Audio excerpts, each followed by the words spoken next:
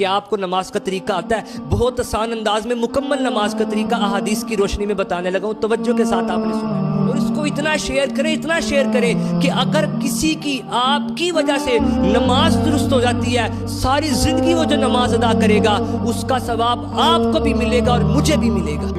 یاد رہے کہ جب بھی آپ نماز پڑھنے لگے، آپ کا جسم، آپ کے کپڑے اور جس جگہ آپ نماز ادا کر رہے ہیں، یہ تینوں چیزیں پاک ہونی چاہیے۔ آپ کا ستر چھپا ہوا ہو، آپ کا چہرہ قبلے کی طرف ہو، جو نماز آپ ادا کر رہے ہیں اس نماز کا وقت شروع ہو چکا ہو، اور جب بھی نماز ادا کریں اس نماز کی نیت آپ نے کرنی ہے۔ مثال کے طور پہ آپ نماز ظہر کی 4 رکعت فرض ادا کر رہے ہیں، تو آپ کے دل میں یہ پکا ارادہ ہونا چاہیے کہ میں ظہر کی 4 رکعت فرض نماز ادا کر رہا ہوں۔ اگر دل میں بھی نیت ہوگی کافی ہے، لیکن اگر زبان سے کہیں گے تو یہ بہتر ہے۔ ہاتھوں کو کانوں کی لو تک لائیں اور اللہ اکبر کہتے ہوئے ناف کے نیچے اس کو اس طرح باندھنا ہے کہ سیدھے ہاتھ کی ہتھیلی والی سائڈ الٹے ہاتھ کی کلائی کے سرے پر رکھیں اور ناف کے نیچے باندھیں۔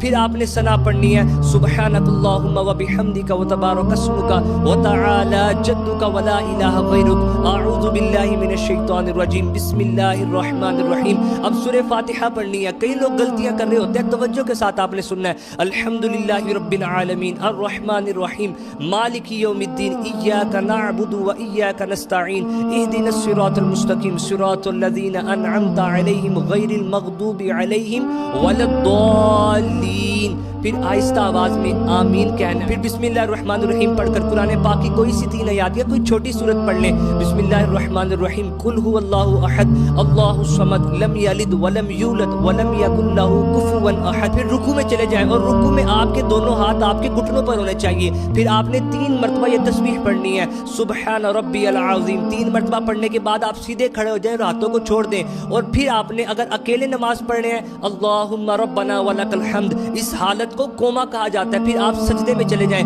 اور بڑا اہم مسئلہ بیان کرنے لگا ہوں۔ جب سجدے میں جائیں پہلے اپنے دونوں گھٹنے رکھیں، پھر ہاتھ رکھیں، پھر ناک اور پیشانی کو رکھیں اور ناک کی ہڈی کو آپ نے جمانا ہے، اور سجدے کی حالت میں آپ کے پاؤں کی انگلیوں کا پیڈ زمین پر لگا ہونا چاہیے۔ اگر 10 کی 10 انگلیوں کا نہیں لگ سکتا تو کم از کم دونوں پاؤں کی 3 انگلیوں کا پیڈ زمین پر لگا ہونا چاہیے۔ پھر 3 مرتبہ سجدے میں آپ نے تسبیح پڑھنی ہے، سبحان ربی الاعلی، اور کم از کم 3 مرتبہ تسبیح پڑھنے کے بعد آپ نے بیٹھ جانا ہے۔ دونوں سجدوں کے درمیان بیٹھنے کو جلسہ کہا جاتا ہے۔ سیدھا قدم آپ کا کھڑا اور الٹے قدم پر آپ نے بیٹھنا ہے، اور 1 مرتبہ سبحان اللہ کہنے کی مقدار آپ نے اسی طرح بیٹھے رہنا ہے۔ پھر دوسرا سجدہ کرنا ہے، پھر سیدھا کھڑا ہو جانا ہے، دوسری رکعت آپ نے ادا کرنی ہے۔ جب آپ دونوں سجدے کر لیں گے پھر آپ نے بیٹھنا ہے، اور آپ نے التحیات للہ والصلوات والطیبات السلام علیک ایھا النبی ورحمۃ اللہ وبرکاتہ، السلام علینا وعلی عباد اللہ